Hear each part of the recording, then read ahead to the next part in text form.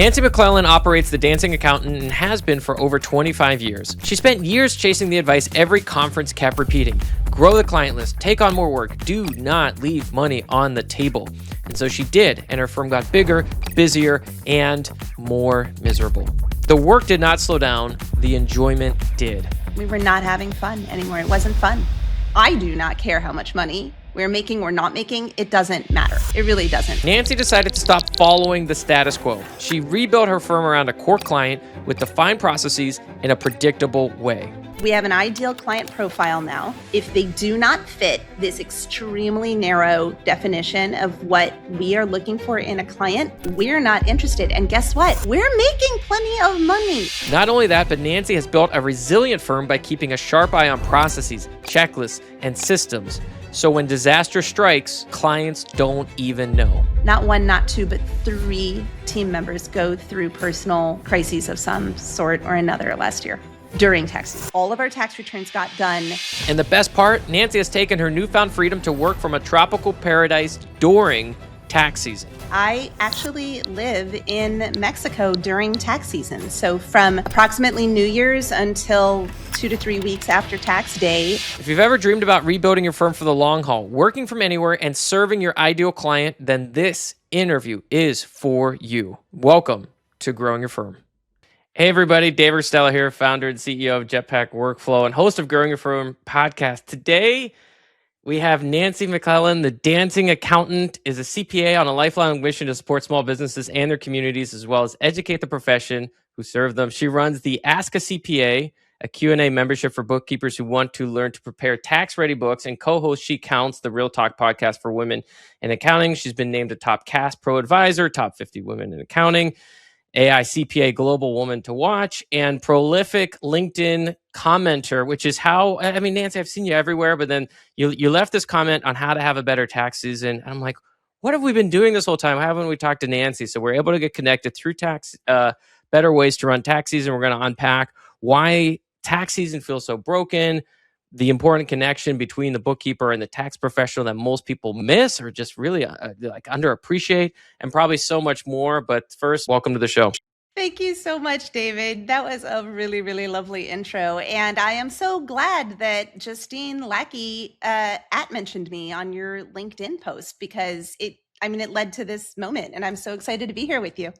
Yeah, shout out to Justine. So when we hopped on the call, we're going to unpack your firm and a little bit of who you are, what you do. But the first thing I noticed when you hopped in, I was like, Nancy, where are you? So for people not watching, if you're listening on Spotify or iTunes or whatever else, she like shows up, and most times people show up and they're like in an office and there's books or awards or a plaque or something or some pictures, but you're like in a place. And then like Nancy shows up and she looks like she's in like some kind of like tropical paradise. And I could tell it's not a Zoom background. She looks like a real background. So the first thing I asked was, Nancy, where are you? So tell me, where the heck am I? Yeah, I ask myself that Right. question a lot of the time. No, I pinch myself sometimes because I can't believe it's true. I actually live in Mexico during tax season. So from approximately New Year's until 2 to 3 weeks after tax day, we're in Mérida, Mexico, which is just sort of straight south across the Gulf from New Orleans. And it's an amazing small town. And people have asked, are you affected by the violence? And I'm like, that's like so far away. That'd be like asking somebody in Harrisburg, Pennsylvania, if they're affected by like riots in Los Angeles or something. Like it's not like that at all. We're in this beautiful, lovely, friendly place, nurturing, and we own a little house. And it's one of the ways that I manage my stress during I'll disagree with the people who say there's no such thing as busy season. I disagree with that because we do both bookkeeping and taxes. So there's a lot that can be done to turn things into a year-round flow, but busy season is still busier than the rest of the year.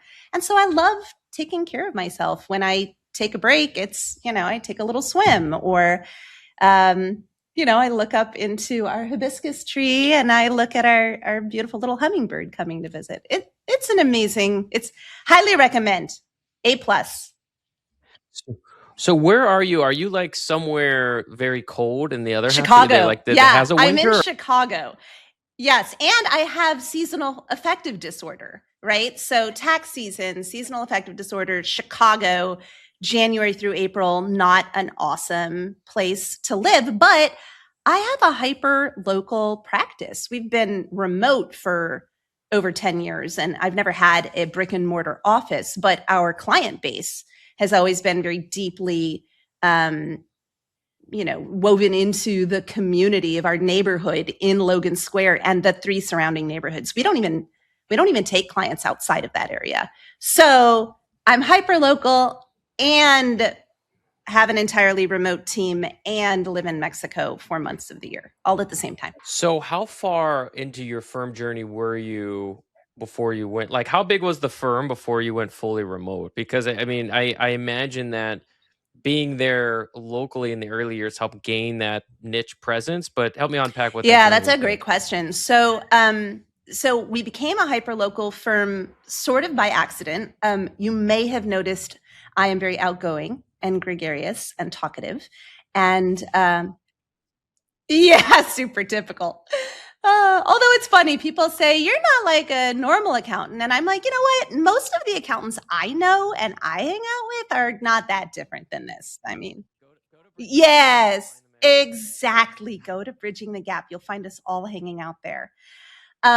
So what happened was I would go to, my local bar on the corner and we would be chatting with the bartender and it turns out they need an accountant. I signed up to join my local grocery co-op and they were like, oh, you're an accountant. Can you help us? And then I would go to a little shop and say something about the fact that I'm buying myself a post-tax day treat. And they would say, oh my gosh, tax, wait, we need a tax accountant. And so it grew very organically because these are the restaurants where we eat. These are the stores where we shop. These are the bars and the grocery stores and the people we hire for professional services, right? Like this, it's very Mr. Rogers. These are the people in your neighborhood. So, yes, I built up that trust. I was a solo firm for many years. Let me see. This year, we're celebrating 25 years. And I think probably the first 9 of them I did on my own. And then I brought on my first team member. And she would just come and we would work at clients' cafes or bars or on my patio. And she, at some point, decided that she needed to move back home to be nearer to her family. And we were both like, oh, that's so sad. It's been such a good time working with each other. It seems such a shame to lose you, especially when you don't even meet with clients. I'm the only one who meets with clients. And we both sort of looked at each other like, wait, can we not figure this out? Like we don't need to be on site. We don't have a brick and mortar office. What is keeping us from doing this? And it was technology. She discovered this really cool thing called Zoom. And she discovered Airtable. And that allowed us to put our client database online. And we were already pretty close to having all of our clients on QuickBooks Online. We only had a few desktop clients left. It really, it wasn't that hard. And so we did. And then a colleague who worked in Chicago who was selling her CPA firm wanted to come work for me because she wanted to relocate to South Central Indiana and in an artist colony. And so she was like, hey, I know you have you have other members of your team that are remote. Would you be willing to do that? And I already knew her really well and I knew her work. And so I said, hell yeah. And then it just kept happening like that, one by one, people heard that this was how we were doing things. And so the talent came to me, which is a pretty amazing Interesting way to be. And did your clients keep referring other clients, or you just kept for the warmer times in Chicago, you're back and you're out eating and meeting people? Has that been just the bread and butter way to continually So get clients? after I hit a certain critical mass, I'm not exactly sure what that was. Maybe 20 or 25 bookkeeping clients or something like that. at that point, you're serving enough people in a vibrant, growing, colorful neighborhood, and people can tell that you are truly invested in their success, that you are a part of their team, and they can come to you first.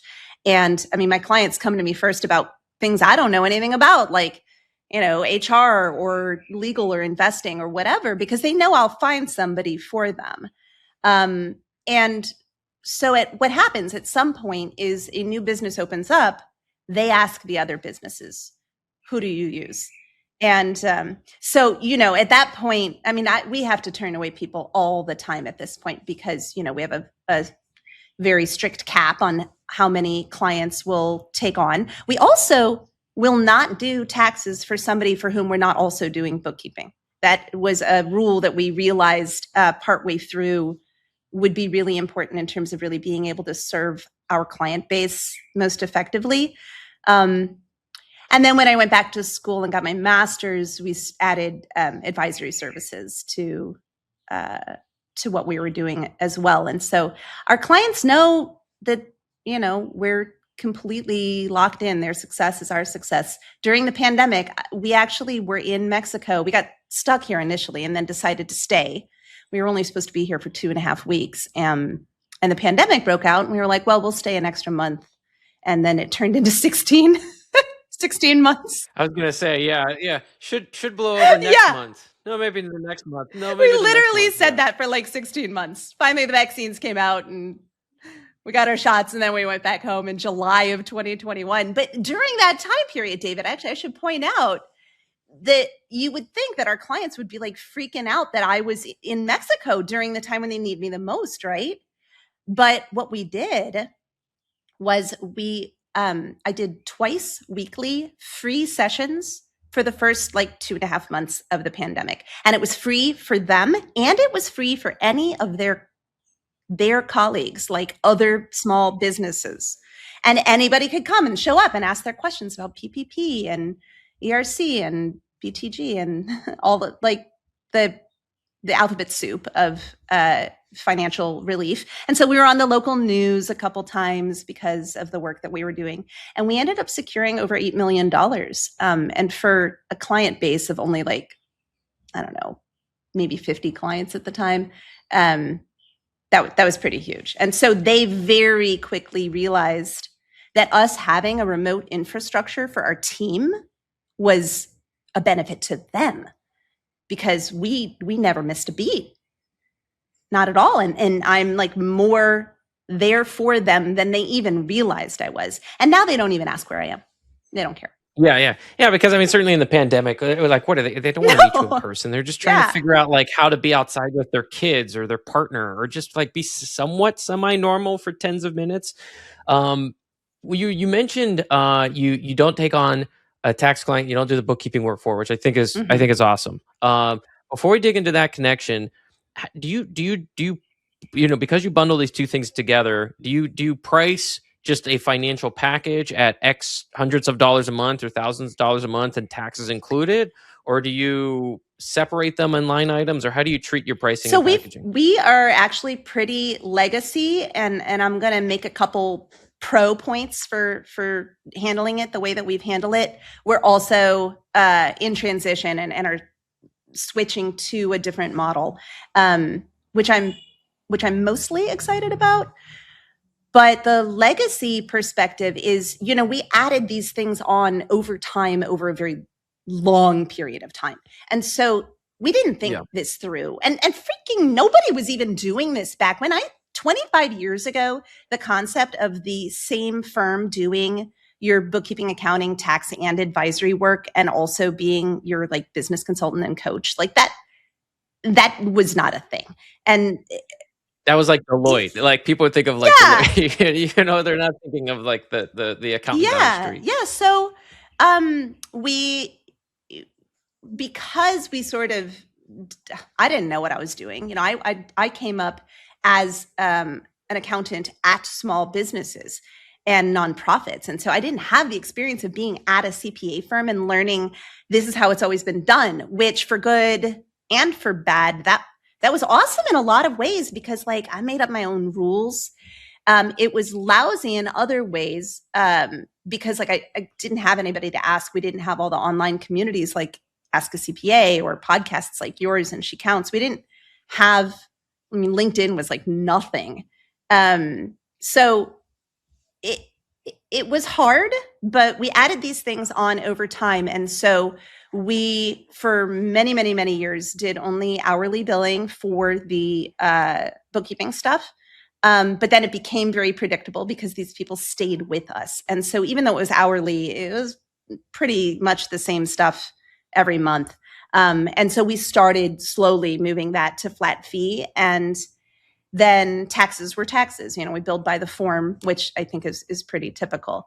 However, a few years ago, I started listening to folks like Andrea McDonald and Katie Healy talking about pairing these together. And when you put them together, for people, you know, if you're already doing their monthly bookkeeping, you're already doing their 1099s, you're already doing their annual review, you're already doing their tax return, like why not just turn that into one number that you bill them for every month and package it all together? So that is where we're planning to go after this tax season.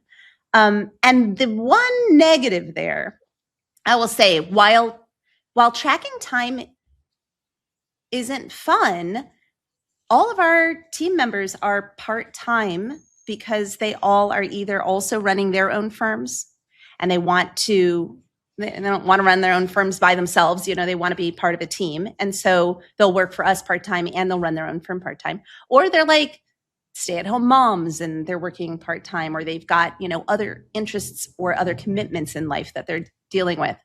And so they're already billing us hourly. So it's really easy for us to just pull that onto a client bill. And then I never end up in a situation that has happened sometimes for the clients that we switch to flat fee.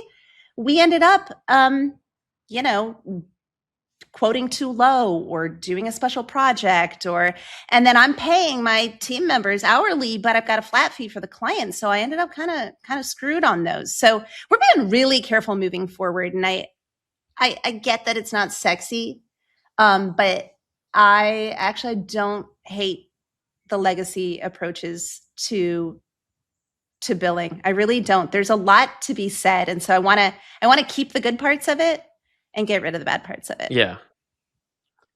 Yeah, or even just time tracking in general. You know, it's like I've been hearing time tracking is dead for 10 years. I've been hearing everything's dead. It's amazing how many things have died over the whole profession. Dead but not gone. You know, like dead but not gone. Time tracking's dead. This thing's dead. That thing's dead. And then there are so many people who are like, okay, well, we bill flat fee, but we still track time because we're trying to look at our capacity and we're trying to look at our margins. And, you know, I think there's just a lot to be said for that. And I just also I want to double down on this and say, people can say this is dead or that is dead, but every person who is running their own firm gets to make their decisions. And as long as those decisions are intentional, don't let anybody else be like, oh, you shouldn't be doing that. I've got a great member of Ask a CPA who says, stop shoulding all over yourself.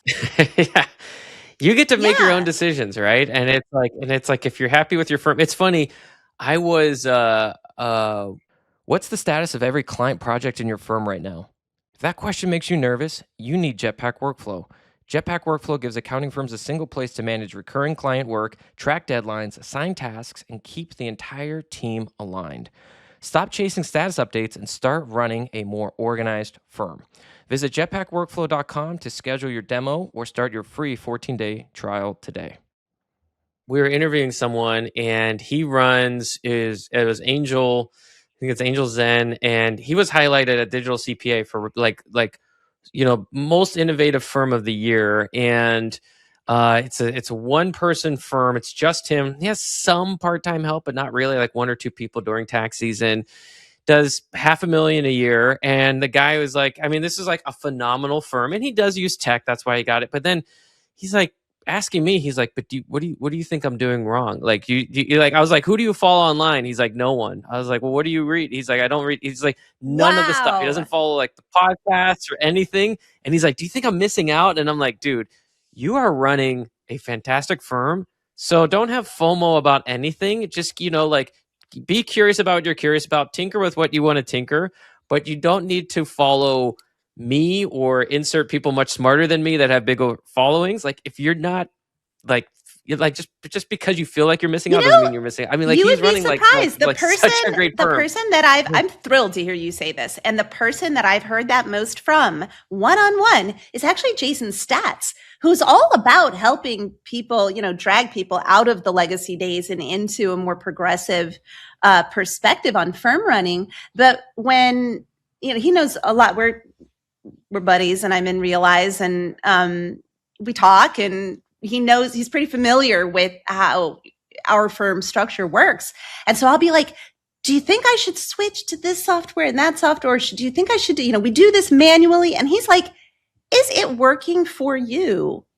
Like, if it is working for you, don't just like say, well, I don't go after the shiny new tech, go after the pain points. If it is not a pain point and you don't see any improvement in like having the tech serve you, then that's not one of your problems that you need to fix. You probably have problems that you need to fix. Those aren't them. Like, embrace the manual in those cases. And so that was actually really validating when we started talking about that. Yeah.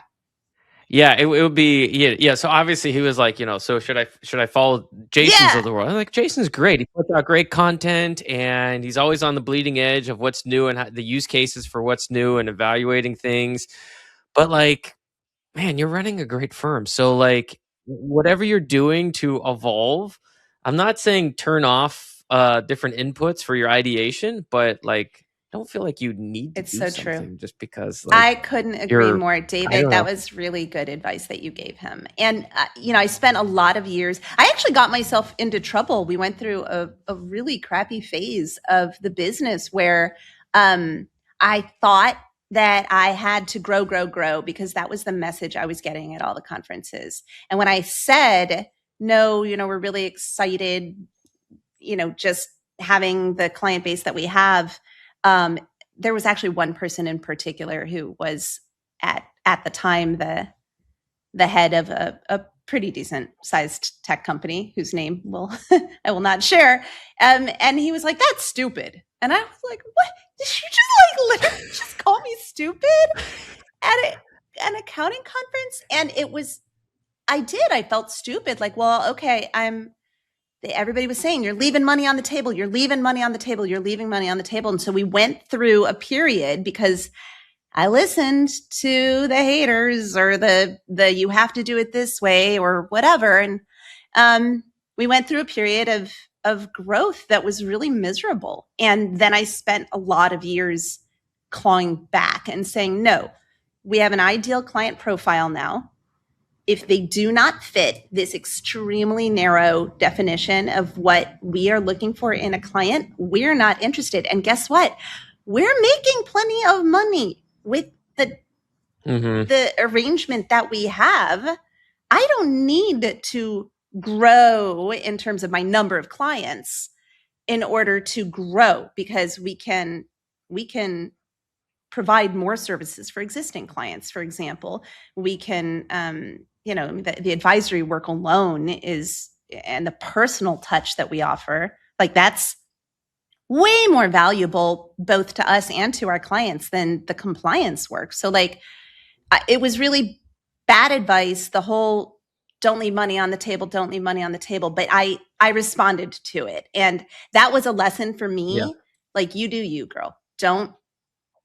You listen to what's out there, absorb it. You do not have to do what somebody else thinks is the right way to do it. Yeah. Well, I guess two things. One, software companies are like gurus at losing gobs of money. Good point, actually. Like, we are probably the best. I can't think of another like industry that probably doesn't need to lose as much money as, I mean, because but when you treat it like a financial flip, right? Yeah. So like lose money, grow, hopefully like you lose less money, you get higher your scale, and then you sell it, and then everybody makes out, and then you never turn a profit. Like that's a model. Some things might be changing about that, but Eh, it's wild. Um, and I've obviously felt that pressure. We've raised money. I've made all kinds of mistakes going grow, grow, grow, grow, grow. Product mistakes, people mistakes are the worst, right? So you absolutely. think you need to hire people to where is the leadership team? Well, you need this person and this person, you open this book, you get this framework, you start hiring people, and then all of a sudden you turn around, your costs have exploded. You have a bunch of executives. I don't know what to do with you. I just knew I was supposed to hire you because like that's like supposed to like there's they're like we have some vague idea of how it turns out. It's a really tough challenge when you were in that period and you're like, oh my gosh, what have I created for myself? What were the symptoms that you were feeling? Was it like just the stress? Was it the overwork? Was profit dwindling? And then how did you make the decision? Was it clawing back only clients? Like, did you have to rank clients? Like, how did you David, you're start going to clawing love things this. back? So, all right. So, how could I tell? We weren't having fun anymore. We were not having fun anymore. It wasn't fun. And I have always had, I mean, my company's name is the Dancing Accountant, right? Like we're a fun group of people and we have a fun group of clients. And if we're not having fun, my team members and my clients and the people in my community, the colleagues that I co-work with, I mean, like then I don't care. I do not care how much money we're making or not making. It doesn't matter. It really doesn't. So it wasn't the profitability. It was the stress, the constant, are things falling between the cracks? The what happens when one person leaves? I mean, one person would leave, and it would just Yeah. decimate us. Every person who runs their own firm and has tried to grow knows what that feels like. And so the symptom was we weren't having fun anymore. And the solution was voting people off the island. So we have a tradition in our firm of paid happy hours every quarter. So we're 100% remote. So we get on a call. We send everybody like a wine tasting kit or a cocktail making kit or we've done all sorts of different things. And we send them a charcuterie board or a snack pack or whatever. We all get on a Zoom, and I've done a short survey ahead of time. Some things are personal and fun, and some things are work related. And my team, not just me, my team, we get to vote somebody off the island. And we like, who's your overall least favorite client? Basically, the people who like weren't respectful or weren't responsive, the people who one of the things that we talk about in Ask a CPA that just makes me insane is when people treat you as if you are quote unquote just a bookkeeper. I hate that. I hate it like more than I hate most things in the world, because bookkeepers are super important. Like the compliance work that they do and the Mm-hmm. support that they can provide in making tax season so much easier for the tax team. There's no such thing as just a bookkeeper. They are really, really important parts of our company. And so when a client would treat them like, oh, you're just a bookkeeper, I want to talk to the tax person or I want to talk to Nancy. Those kinds of people we were really aggressive about getting rid of. So it was not who's most profitable. It was not based on that. It was who do we like the best. And I think it was last tax season was the first year that we couldn't come up with anybody that we wanted to fire. When you go to fire a client, how is this communicated to the client? We rehome clients. We never fire clients. We rehome them, which means we explain to them that we are intentionally right sizing and that this, that, or the other about their situation is no longer a fit for us, but we have a list of people that we think would be awesome for them. And so nobody, to my knowledge, has ever had like a really bad offboarding experience, because we're really great about making sure whoever they decide to work with next, whether it was on our list or not, like we're going to communicate with them. There are a couple of clients where it was not an awesome relationship by the end of it, which is why we were getting rid of them. But we still made sure that they were transferred, I guess, to the new company in a really excellent way, because I want to make sure all of the people who've ever worked with us feel like we cared about them and we cared about their business. Because remember, though, this is a hyper local firm. I will see these That's people right. That's what I was again. just Yes, thinking. I will see That's them. right. And people are going to come to them for Yes. recommendations and referrals. And not just that, Yeah. like I literally will run into them at a bar. I will. It will happen. It's so incestuous at times. I had one client that I loved one of the owners, but the owner who was actually responsible for doing the interaction in terms of bookkeeping and tax was really not very organized, and it was really hard working with them. But he was on the board of directors at one of my other clients, and the wife of the other owner had been the general manager at another client of mine. So, Yeah. right? It pays to have a good reputation. Yeah. I mean, literally, the Logan Square Chamber of Commerce, they co-hosted our 21st anniversary party it was open to the public at a park in our neighborhood. And right, like when the Chamber of Commerce is one of your clients and the farmers market is one of your clients, and like you got to make sure that you're making it clear that you put the client and their business first, because that's what keeps our neighborhoods vibrant and healthy. That's what keeps small businesses, they are the lifeblood of our communities. So even if I don't like the person so much, even if I didn't like working with them, I'm still proud of their successes and glad for what that brings to our community.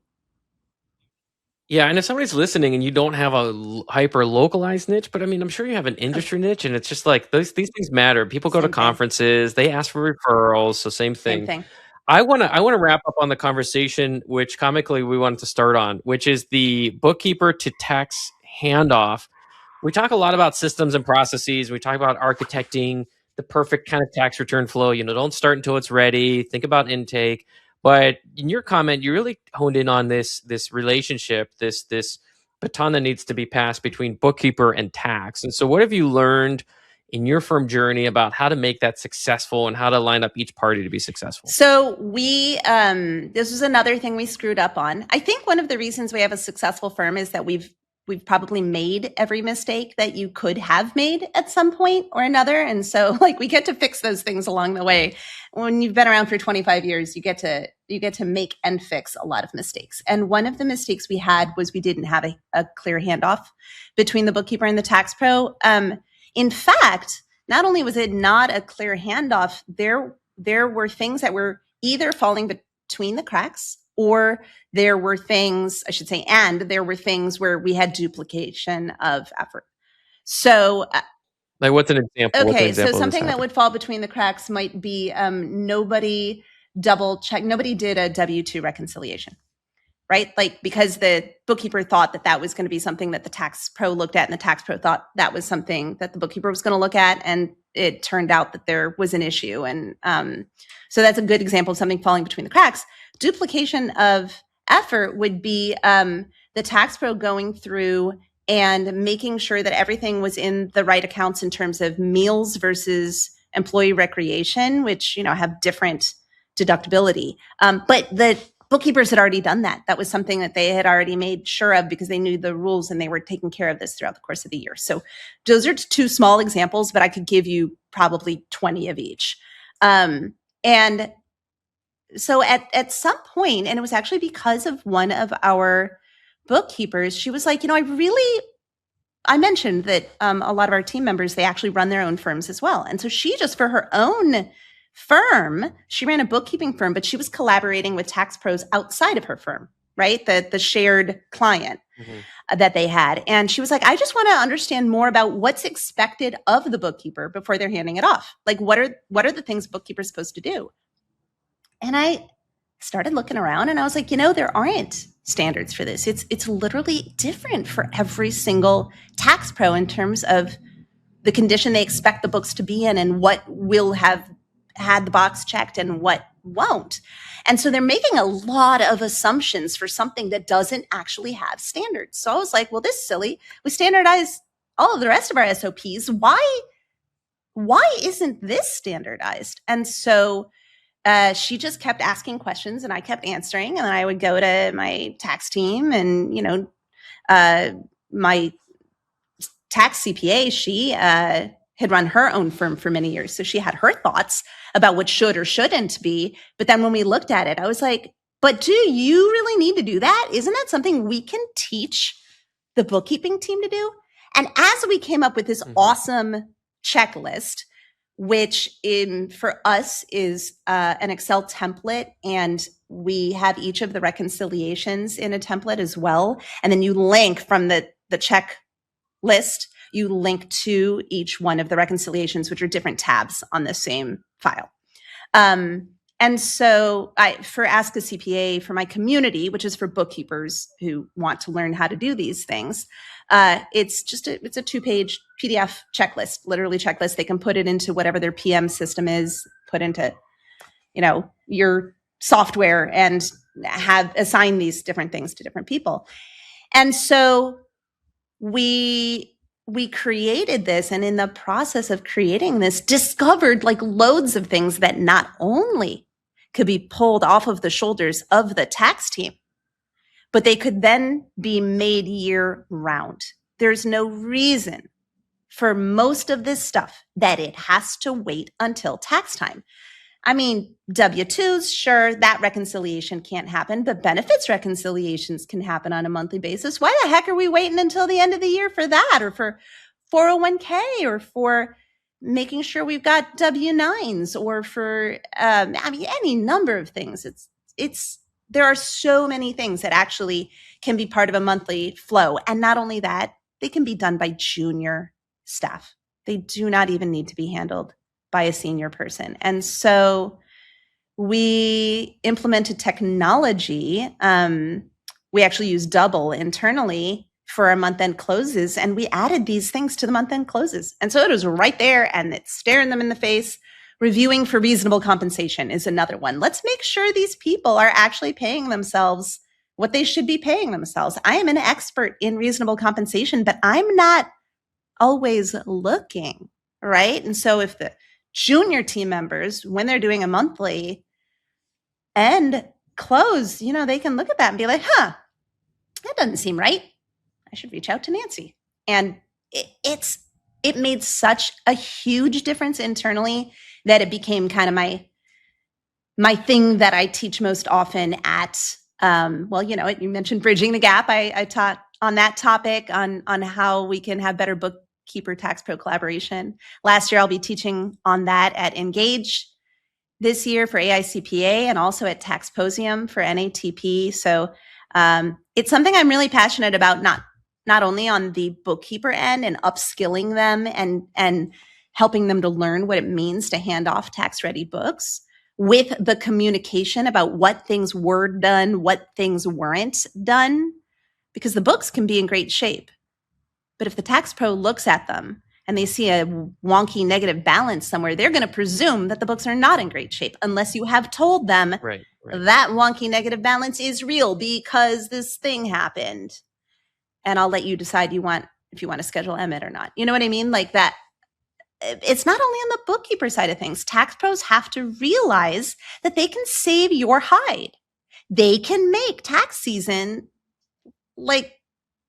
not nearly as stressful as it is. There's enough stressful about tax season. We don't want to have cleanups during tax season. And then, ultimately, it's the client that is served best when these things are part of the year-round workflow because their books are going to be in better shape to be able to make real-time managerial business decisions, David. So I rest my case. Boom. What was the impact like? How do you before this, after this, 80-hour week, 60 hours week, like how did you know, like, what are some of the signs you're like, man, this is working? Did the staff, again, was it time savings? Is that the big one? Or what's the before and after look like? I'm going to go back to the thing I said about having fun. Like, everybody's just in a better mood, right? People aren't as stressed out. There's unquestionably a time savings, and our costs went down because we had not just fewer hours overall spent on a given client, but we had the hours that our more expensive people were spending, our tax people and our senior accountants, their hours went down and got replaced by either technology or junior team members. And so that was where, and our margins on our lower paid team members are better than our margins on our higher paid team members. So that there's the fun, the mood, the stress, the hours. And I would say the biggest thing, though, is that, like, we're putting out better work. It's quite clear. It's quite obvious. I mean, we just feel better about it because each year we're asking more questions throughout the course of the year such that those questions don't end up surprising us at year end. And everybody can tell that. Everybody on the team feels that. And there's like pride in work. Ooh, I just came up with one other that was really important for us last year, David. We had not one, not two, but 3 team members go through personal crises of some sort or another last year during tax season. And if we had not put this into place, it was a hard tax season. I'm not going to pretend that, like, yes, I'm in Mexico and yes, life is good, but it's not like it's not hard. I still work really hard. It's still busy season. And last season, I was like, oh my gosh, this will be the first season where I make sure that I take off 1 full day a week, and I make sure that 2 days a week I don't go back to work after I've made dinner and that kind of thing. And it didn't happen. And the reason it didn't happen was that I had to step up because we had 3 people. Now, had that happened before we put this stuff into place, we actually would have been screwed. We actually would not have been able to get all of our tax returns done. But that didn't happen. That's incredible. All of our reviews, annual reviews got done. All of our tax returns got done. And we all had to step up. But to have 3 people sort of disappear to some extent during tax season, and we still made it, and no client had to be disappointed. So that's like, that's not the measure I'm going to recommend that you use, but doing this kind of thing doesn't just save hours. It actually can really help you in a time of crisis. Yeah, it just makes a more, I don't know, resilient, I guess, firm. Like the fact that resilient. That's the perfect word. That's absolutely the perfect word. Hey, David here. Thanks so much for checking out this episode. Did you know that we run the Growing Your Firm newsletter, where we not only publish upcoming podcasts and episodes, but it's where you get invited to the summits that we hold multiple times a year. These are virtual summits. They are free. And we do things like the AI Summit, the Advisory Summit, the M&A Summit. Go to jetpackworkflow.com, click that Learn button, and make sure you sign up for the Growing Your Firm newsletter. There you go. Well, if you're looking for a new book title for the book, I don't know if you're writing or not writing, you can use that one. I am. There you go. Well, Nancy, it's called the Tax Ready Bookkeeper, though. It's already got a name. Okay. We'll save that for another day. If somebody wants to reach out, it'll be my next one. That's right. Connect with your community. What's the best way for the Growing Your Firm community to Say thank you, learn more about what you do. Easy way to find me, Nancy McClelland, CPA. My business is also on there. The Dancing Accountant, the She Counts podcast is also on there. So lots of different ways to get in touch with me via LinkedIn. But also, I would like to encourage people to go to thedancingaccountant.com, and there is a tab on that page called Contact. And there are lots of little logos for all of the different projects. So there's Ask a CPA, there's my MSN column, there's my YouTube channel, my LinkedIn and other socials, obviously. And so if you want to see like, where's Nancy? Play Where's Waldo, but with Where's Nancy, go to thedancingaccountant.com and click on that Contact tab. And I'm at like all the conferences speaking this year. So just come up and say hi. Give me a hug. I love hugs. Go to conferences, go to her website, say hi to Nancy. This has been a real treat. Thank you for coming on. We'll do a full write-up at jetpackworkflow.com/blog. That's jetpackworkflow.com/blog. Enjoyed today's episode. Drop a review. If you really enjoyed it, you're like, oh man, Nancy's journey was so inspiring. I learned so much.